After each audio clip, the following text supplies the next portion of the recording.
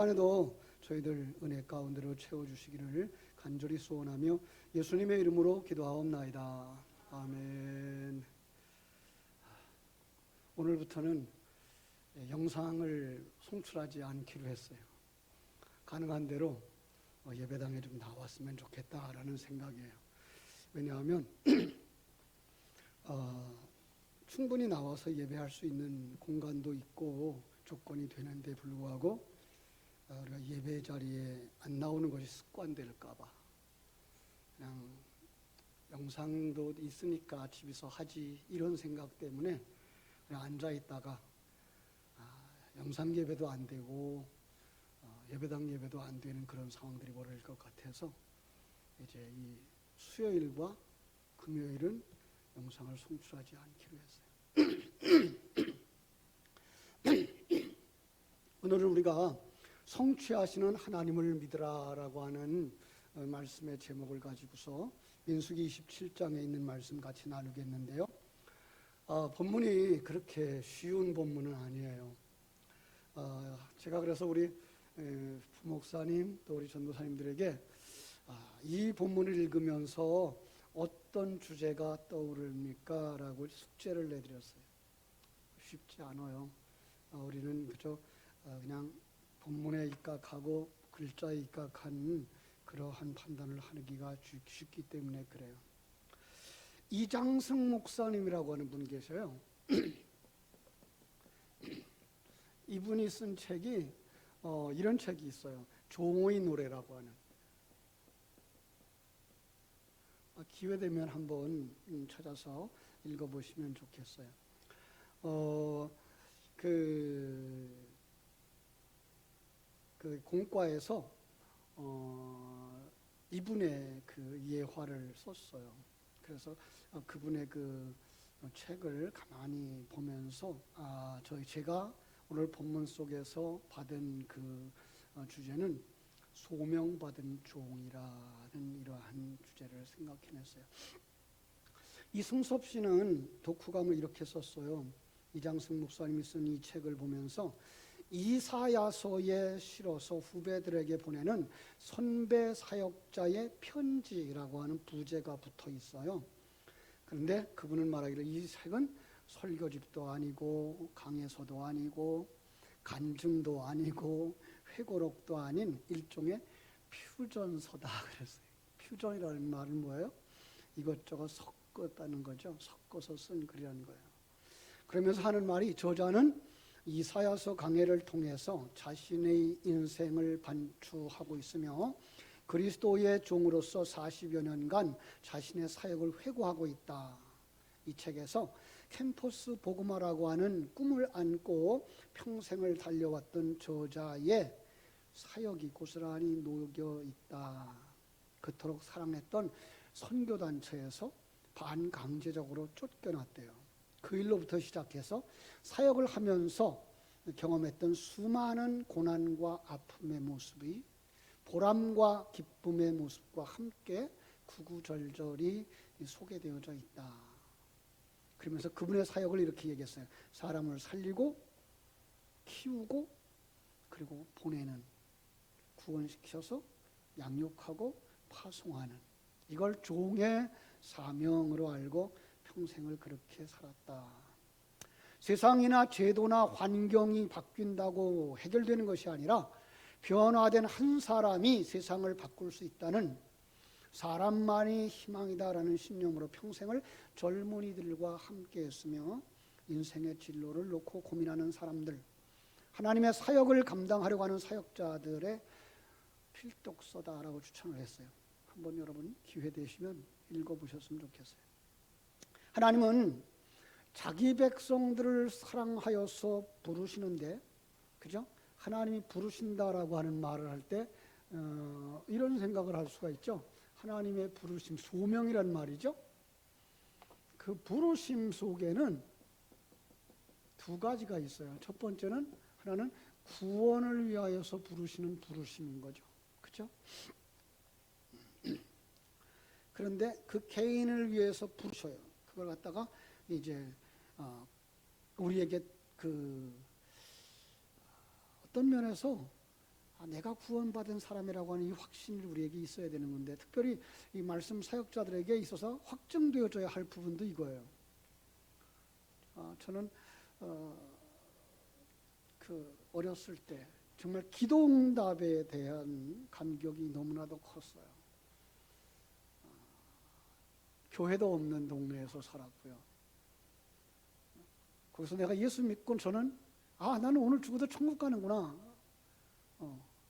그런 믿음을 가지고서 그러면 어떡하지? 우리 어머니 아버지는?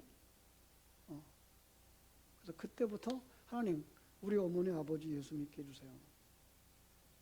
예수 믿을 수 있는 조건이 아니었어요. 우리 강화도라고 하는 섬 중에 섬이었어요.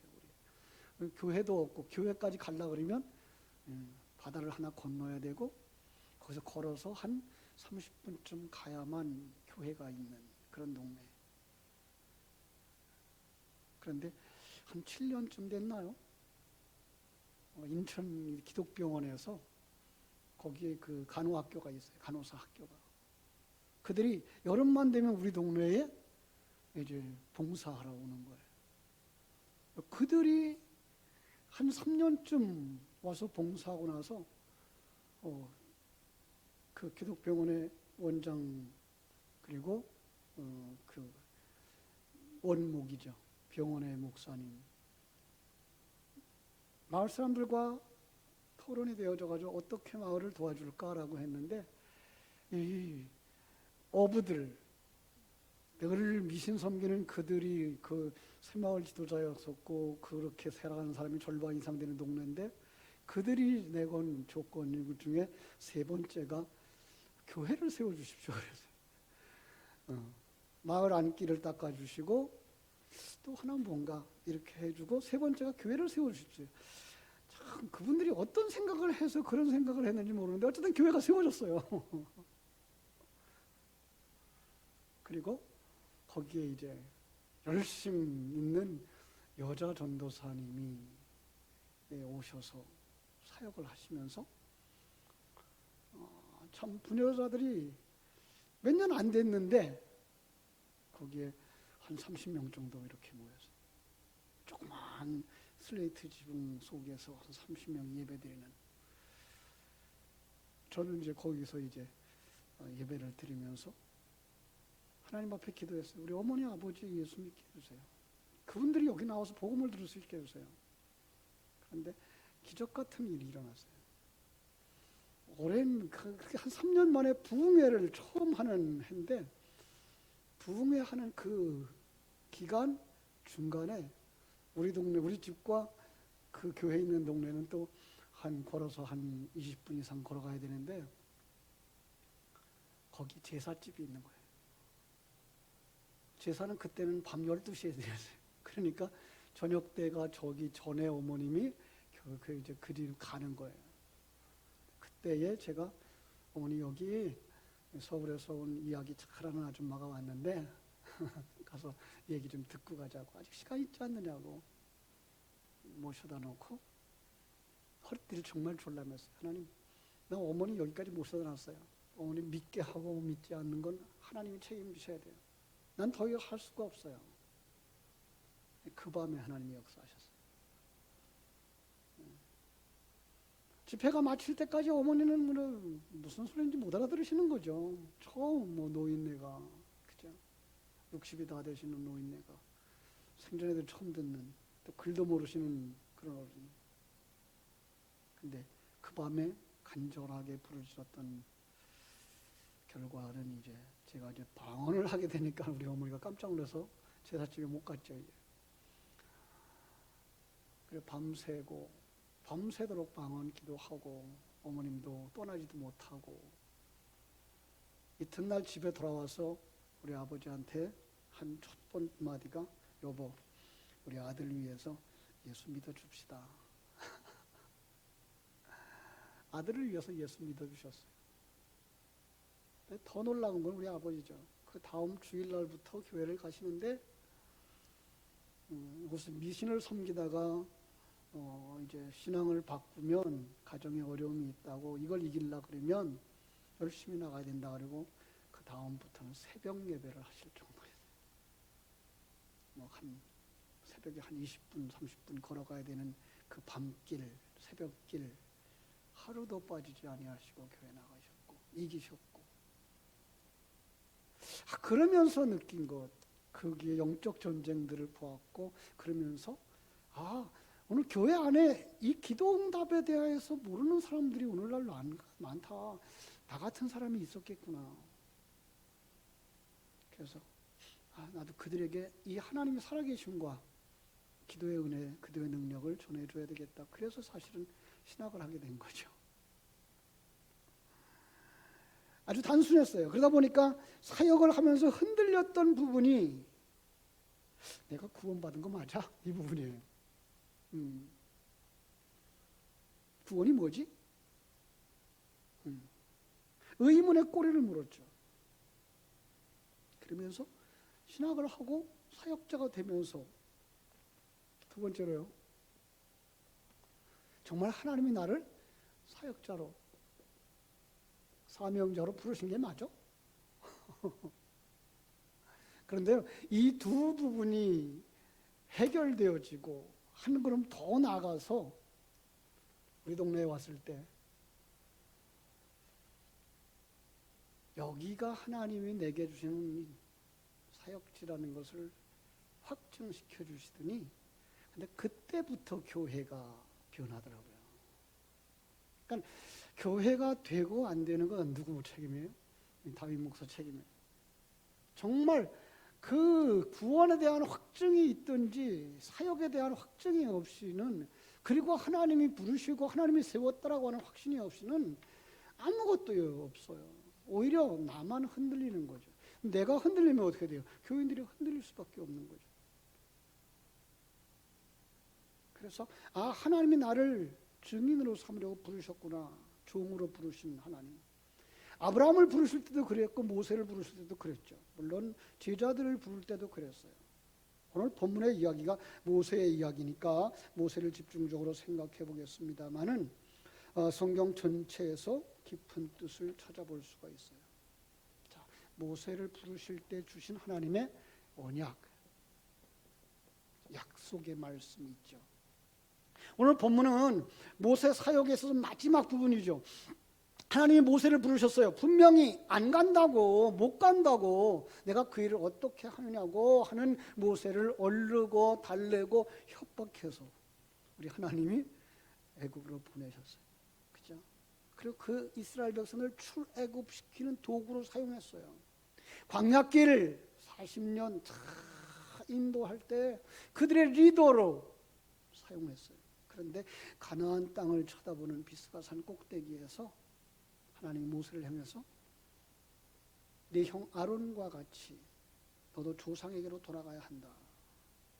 이게 무슨 마른 하늘의 날벼락이에요. 여러분, 이건 사역자에게 있어서 사형 언도나 같은 거예요. 모세는 곧 죽게 된다는 거예요. 그런데 정말 안타까운 것은 모세가 산꼭대기에 올라가면 뭐가 보여요? 하나님이 약속으로 주시겠다고 된 그 가나안 땅이 보이는 바로 거기에요. 그렇죠? 모세가 누굽니까? 평생 노예로 살아야 했던 이스라엘 백성을 애굽에서 이끌어내서 약속의 땅 가나안으로 인도한 장본인, 출애굽의 영도자, 이스라엘 백성들을 40년의 삶 속에서 그는 영웅이었어요. 영웅.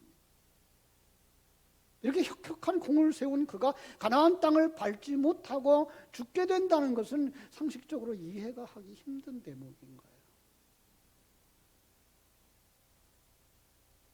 거예요. 여기서 우리는 신앙생활에 있어서 우리는 이럴 때가 있어요.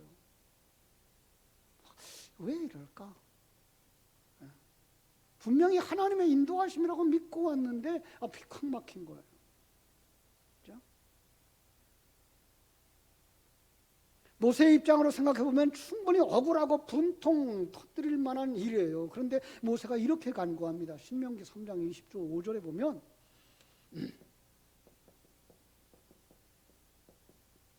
뭐라 그러는가 하면요, 구하옵나니 나를 건너가게 하사 요단 저쪽에 있는 아름다운 땅, 아름다운 산과 레바논을 보게 하옵소서. 근데 하나님이 단호하게 끊어요. 그만해도 족하니 이 일로 다시 내게 말하지 마라. 무심하신 하나님. 언제는 내 백성을 위해 네가 필요하다. 가라. 내가 너를 보내어서 너에게 이스라엘 백성을 그 애굽에서 인도하게 내게 할 거야. 그러더니 이스라엘 민족의 두려움과 반대에도 불구하고 바로 앞에서 그렇게 힘들게 이스라엘을 이끌고 나오게 하더니, 그죠? 실컷 부려먹고서 넌 뭘까? 됐어. 너의 사역은 여기까지다. 인본적이고 세상적 가치관, 세상적인 약속으로 이야기하자면 불만이 터져 나올 수밖에 없는 상황. 그런데 모세는 불평하지 않아요. 자, 어떻게 그럴 수 있을까? 지난 주일날 낯설교회도 그랬어요. 어떻게 그럴 수 있어요? 어떻게 그럴 수 있어요? 하나님을 아니기 때문에 그래요. 그래서 이렇게 생각해 볼 수 있어요. 과연 믿음이 무엇이냐? 여러분, 믿음이 뭐예요? 사전을 보면은요, 어떤 사실이나 사람을 믿는 마음이라고 정의되어져 있고요. 이 믿음이라는 것은 다 바른 것은 아니다. 잘못된 믿음도 있다. 잘못된 믿음의 대표가 미신이라고 말하고 있어요. 왜 많은 사람들이 점쟁이나 무당이를 찾아갈까요? 부적을 왜 몸에 지니고 다녀요? 왜 수백만 원짜리 굿을 해요? 잘못된 미신의 결과인 거죠. 그죠? 여러분, 여기서 한번 생각해 보세요. 미신과 신앙의 차이가 뭐예요?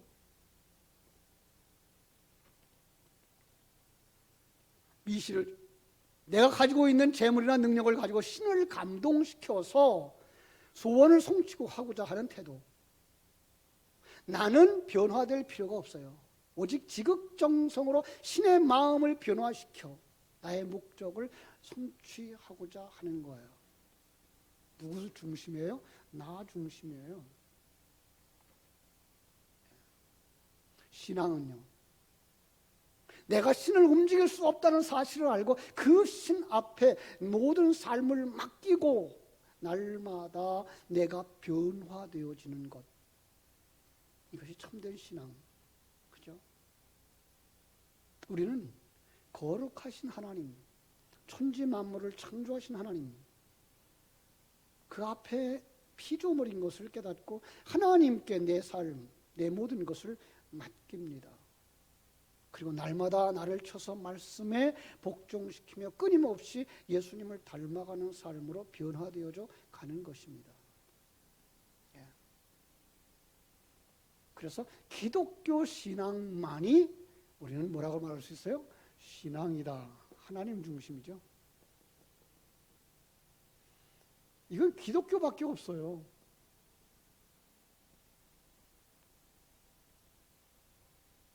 기독교에서만 진정한 신앙이란 말을 할 수가 있고요. 복음이란 말을 할 수가 있어요.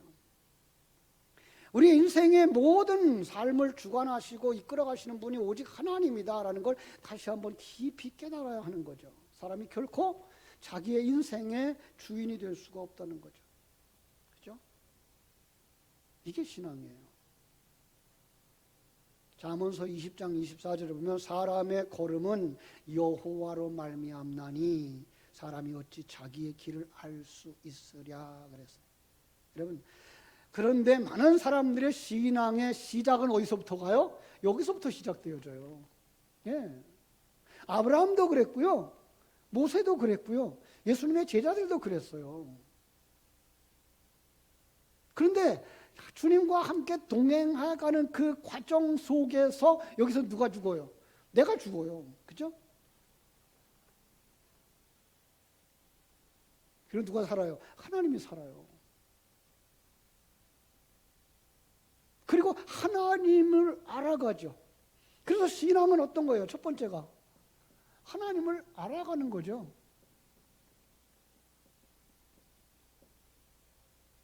예. 우리 지난주 마지막 메시지의 마지막 부분 생각하시면 돼요. 하나님을 알. 그런데 어떻게 하나님을 알 수가 있어요? 우린 다 소경인데, 우린 다 죽었는데, 우린 감각이 없는데. 그래서 거기서 나오는 게 뭐예요? 이게가 거듭남부터 시작하죠.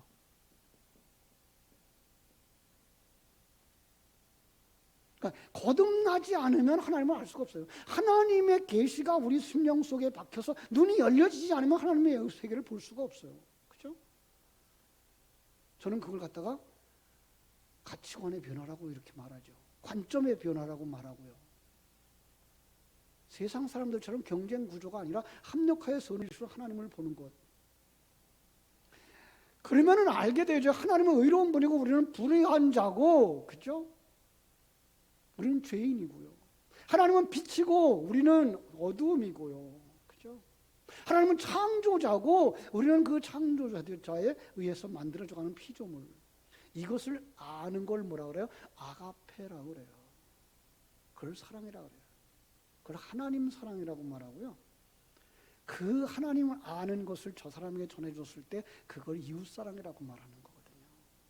근데 우린 그동안에 그냥 사랑 그러면 그냥 똑같은 세상적인 가치관 가지고 극진히 대하고 좋아하고 감싸주고 하는 것들만 생각했죠. 아니요. 하나님을 아는 것이 바로 하나님 사랑이에요. 그건 거듭나지 않으면 할 수가 없어요. 그래서 요한복음 21장에 예수님께서 베드로에게 물으시죠. 시몬의 아들, 요한의 아들 시몬아, 네가 나를 사랑하느냐? 아가페예요. 대답할 수가 없어요. 왜? 거듭나지 못해서. 하나님을 알 수가 없어요. 근데 사도행전 2장 이후에 거듭나고 나니까 그때부터 사랑에 대해서 이야기를 하죠. 요한 역시 그때부터 아가페 사랑에 대해 이야기를 하죠. 그렇죠? 하나님을 아는 거예요. 그런데 그 하나님을 아는 정도가 아니라 하나님의 계획을 알아요. 예. 하나님이 왜 인간을 지었는지, 왜 이 우주 만물을 지었는지, 그리고 이 공간과 시간의 세계를 통해서 우리를 어떻게 만들어 가시려고 하는지를 알아요. 이 하나님의 계획이에요. 그죠? 천국을 만드시는 하나님. 시간과 공간 세계에서는 그 과정을 거쳐가도록 만드신 거예요. 뿐만 아니라 그 계획은 반드시 성취되어진다. 하나님의 계획은 반드시 성취되어진다. 신실하신 하나님. 그죠? 그 완성은 그래서 뭐예요? 과정이라는 것을 거쳐간다. 그렇습니다. 이것을 알고 이 삶이 내 안에서 이루어지는 것을 믿을 때, 그리고 거기에다 자신을 맡길 때 뭐 하는 거예요? 그걸 믿음이라고 말하는 거죠. 그렇습니다. 그것을 아는 것으로부터 시작해서 어디까지 가요? 그 다음에 맡기는 자리까지 가는 거죠. 믿음의 자리를 넘어서서, 그렇죠? 이거 하나 지울게요. 믿음의 자리를 넘어서서 그 다음에 어디로 가요? 맡김이죠. 네.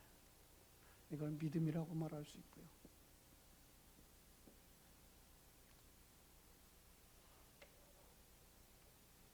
내가 주님을 믿습니다. 내가 하나님을 믿습니다. 이 고백 속에는 하나님은 창조자입니다. 섭리자입니다. 경륜자입니다라는 고백과 함께 나의 생명의 근원이라는 고백이 들어가 있는 거예요. 나의 시작, 지금도 나와 동행하시는 분, 나를 창조하고 계신 분. 많은 사람들이 이걸 재창조라는 말을 쓰고 있는데 저는 그 자체가 지금 창조의 과정이라고 저는 믿고 있거든요. 마지막엔 뭐예요? 우리를 완성을 책임지신 분. 누가? 하나님. 그렇다면 어떻게 돼요? 그 하나님께 나를 맡기는 자리로 가는 거죠. 그걸 갖다가 종이 된다라는 말을 해요. 여러분, 종, 성경 속의 종은요, 우리가 생각하고 있는 머슴이 아니에요. 그 사람의 생사여탈권을 주인이 쥐고 있는 거예요. 이게가 주인과 종의 모습이에요. 내가 살고 죽는 것 누가 쥐고 있다? 하나님이. 내가 천국에 가고 지옥에 가는 건 누가 가지고 있다? 하나님이. 예정론을 공부할 때요, 참 그 이해가 정말 안 되더라고요. 그렇죠? 예정론을 이야기할 때 정말 내 신앙이 성숙하지 못했을 때, 신학교 다니면서 초입에 이렇게 쓰임받다 그냥 버림받는 거 아니야? 나중에는 포기했어요. 아니 뭐 쓰는 것도 하나님이고 버리는 것도 하나님이니까 뭐 알아서 하시겠지. 어떤 면에서 그럴 수도 있어요. 그죠? 지난주일 설교 예화를 들었던 것처럼 그렇게 살고 있는 장로님에게 그 아들 하나가 말을 해요. 아빠, 그게 어떻게 그게 가능해요? 어떻게 그렇게 사실 수 있어요? 뭐라고 대답해요? 나도 젊었을 때는 안 됐어. 그런데 여러 차례 경험을 하다 보니까 합력해서 선을 이루시는 하나님을 알게 되어졌고, 이 과정을 통해서 나를 만드시고자 하시는 하나님의 그 목적을 알게 되니까 환경이 조금 어둡다고 해도, 삶이 조금 피곤하다고 힘들다고 지쳐도 내 영혼이 살아있다면 소망을 가지고 용기 있게 대처하면서 세상의 빛과 소금의 삶이 사라지더라. 여러분의 고백이 되어지기를 바랍니다. 거기서 나오는 삶, 그게 뭘까요? 순종이에요. 첫 번째 믿음, 두 번째 맡김, 세 번째 순종. 그죠? 예수님의 제자들은 처음에 어떤 사람이었나요? 아브라함은 처음에 어떻게 신앙생활을 했나요? 미신 섬기듯 시작했죠. 신을 내 삶에 이용하고 내가 주인이 되어서 하나님을 내 마음대로 부리고 싶었죠. 한동안 기도를 은사운동을 하던 많은 사람들이 기도를 명령기도라는 걸 했어요. 그죠? 그러면서 성령은 치료해야 되는 것처럼 자기 말 듣고 치료하고 자기 말 듣고 순종해야 되는 것처럼. 누가 주인이에요? 내가 주인. 아니요. 그냥 하나님을 모르는 거예요. 자기가 누군지 모르는 거예요. 그런데 신앙생활의 과정 속에 그런 과정을 거쳐갈 수 있어요. 그런데 그 신앙의 과정을 거쳐가면서 하나님이 얼마나 크신 분인지 알게 되죠. 그죠? 아브라함은 어떤 것을 경험을 하죠? 아내를 빼앗기죠. 그죠? 저는 그 그림을 어떻게 그리는가 하면요, 그 사람이 부러워서 그 사람과 짝하고 싶은 아브라함의 마음으로 보아요. 내가 하나님의 부르심을 받고 하나님이 약속한 것이 있는데 세상을 살아가다 보니까 저 사람이 나보다 더 잘 살아, 저 사람이 나보다 더 지위가 높아, 그냥 그와 짝하고 싶고 그걸 가지고 싶은 거, 이게 뭐예요? 사라를 시집 보내는 모습이에요. 근데 하나님은 어떻게 해요? 자르고 데려오죠, 다시. 그죠? 그리고 가르쳐 주세요. 그거 아니고 이거. 아브라함은 그래요. 아들 주신다더니 안 주시고 그냥 엘리에셀이나 그냥 후계자를 주세요. 하나님, 아니, 이스마엘 만들어 놓고 이스마엘이나 세워주세요. 아니, 내 아내 사라를 통해서 아들을 낳을 거야. 네가 아들로 태어나야 하는 거야 라는 거예요. 그거는요, 여러분, 우리는요 그렇게 쉽게 얘기를 해요. 아브라함 따로 사라 따로 하나예요. 내 속에 있는 하나님의 언약을 붙잡은 새 사람과 아직도 세성적인 그 옛사람. 근데 주도권 누가 잡고 있어요? 새 사람이 잡고 있어요. 자꾸만 세상을 향하여서 나가고 싶어하는 옛사람의 모습을 지금 이 사라를 통해서 드러내고 있는 것이죠. 그죠? 야곱은 더 많은 우여곡절을 겪죠. 그죠? 야곱. 하나님의 복 주셔서 약속하셨다고요. 그런데 왜 둘째로 태어나게 해요? 그럼 내가 이렇게 해서라도 장자권을 뺏어야지. 팥죽 한 그릇 가지고서 뭐예요? 바빠요. 그죠? 그 일로 말미암아서 어떻게 돼요? 쫓겨나죠. 근데 광야에서 하나님 만나요. 내가 너와 함께 할게. 내가 너를 축복해 줄게. 내 언약 반드시 실현시켜 줄게. 아멘 했죠. 그런데 세상은 어때요? 외삼촌 집에 가서 그냥 속임당하고 견딜 수 없어 뛰쳐나와 야복강가에서 또 엎드려 기도해요. 뭐라고? 내 계획대로 좀 해주세요.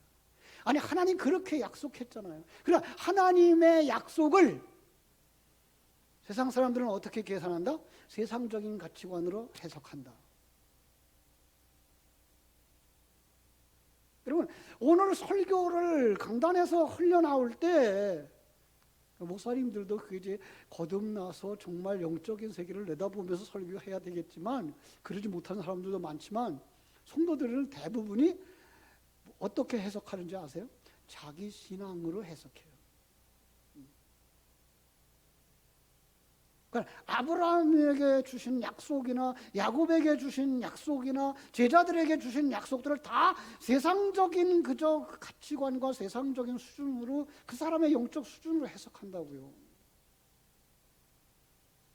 어떻게 해요? 하나님이 치셔? 야복강에서 환도뼈를 쳐서 죽었어요. 누가 죽은 거예요? 옛사람 죽는 거예요.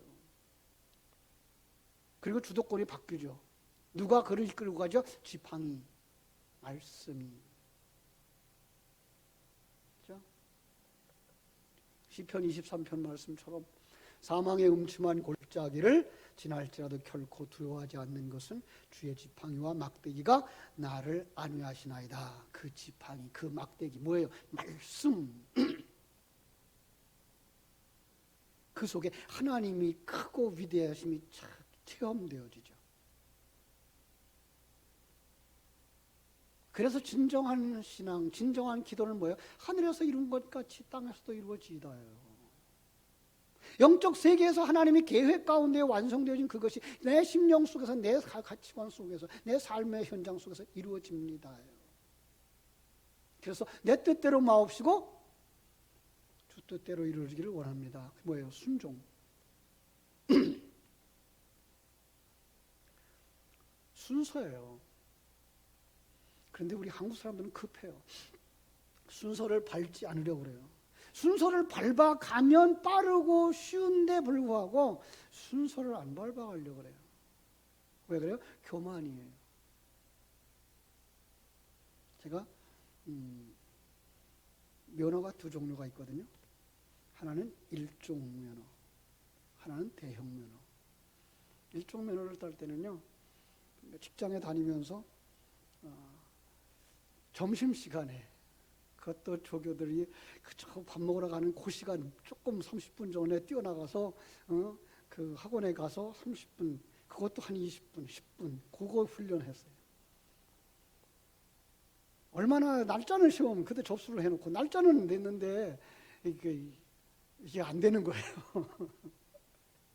그래서 그 조교들이 그랬어요. 이번엔 시험이 어떤 건지 가서 보고 오자. 그런데 합격했어요.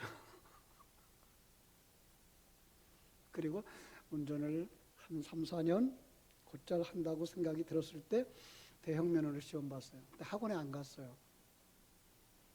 몇 번 만에 붙었을 것 같아요? 9번. 아니 내가 할 거 다 했어요. 코스를 나가는 거는요 2번인가 3번에 나갔어요. 첫 번째 들어가자마자 끽 하고 끝났어요. 두 번째도 그러고요. 근데 세 번째 되니까 나가지더라고요, 그게 코스는. 근데 장거리. 할 거 다 했어요. 근데 점수가 안 나와요. 왜 그랬죠? 순서대로 배우질 않아서 그래요.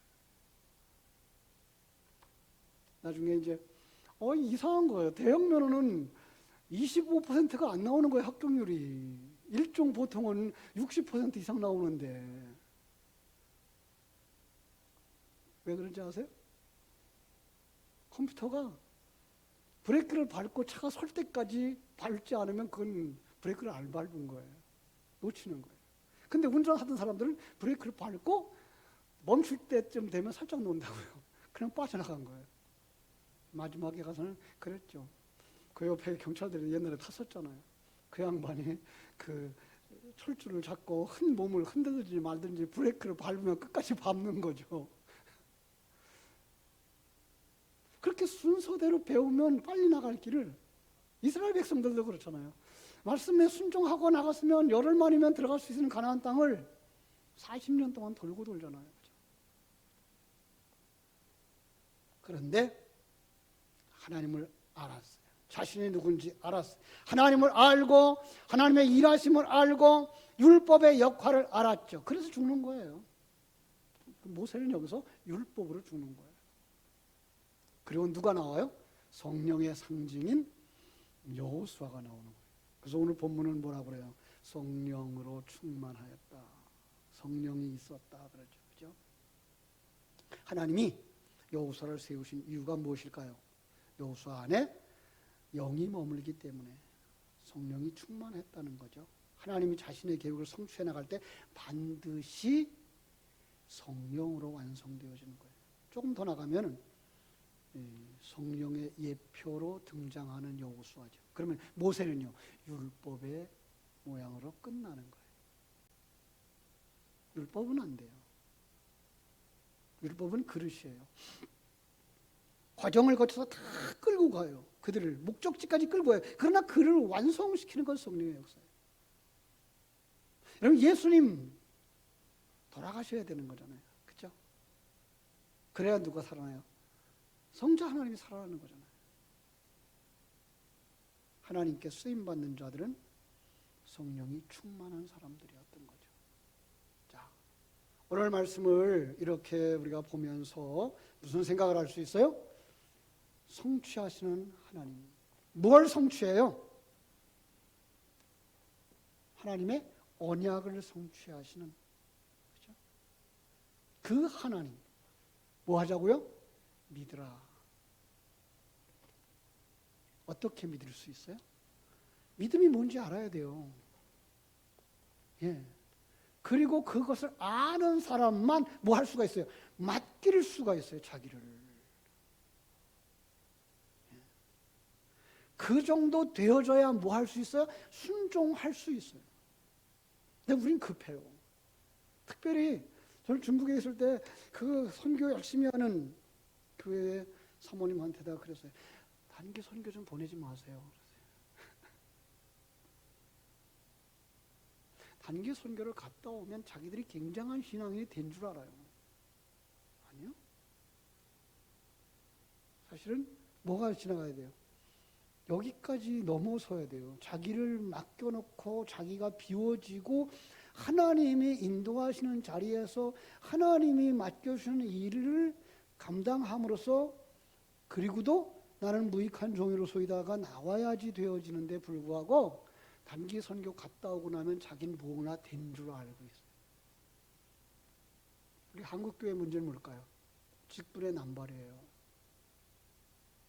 집사가 그러고 나면 뭔가 된 줄 알고 있어요. 우리 사역자들 세계 속에서는요, 목사라 그러고 다 되고 나면 뭔가 된 줄 알고 있어요. 그래서 참 젊은 목사님들한테 하고 싶은 얘기가, 목사라면 목사냐, 목사라야 목사지. 어른들을 몰라요.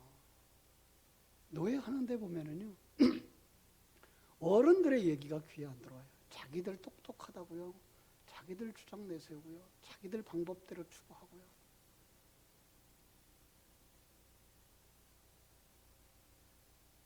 성숙하지 못한 거죠. 오늘날 한국교회의 큰 문제들이 바로 그런 데서 왔어요. 우리 포리교회의 아픈 상처가 거기서 왔어요. 완전히 인본주의적인 색깔과 생각들을, 주님이라면 어떻게 하셨을까? 주님의 교회를 어떻게 하면 건강하게 세울까를 생각하지 못해서 많은 상처들을 남기고 갔죠.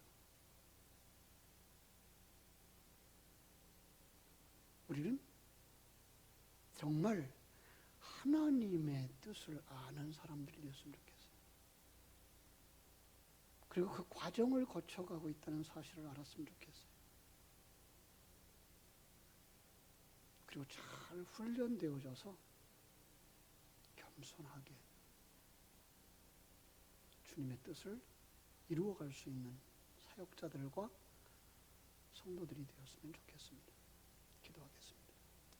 아버지 우리 하나님, 크신 은혜와 사랑을 감사하옵고 감사합니다.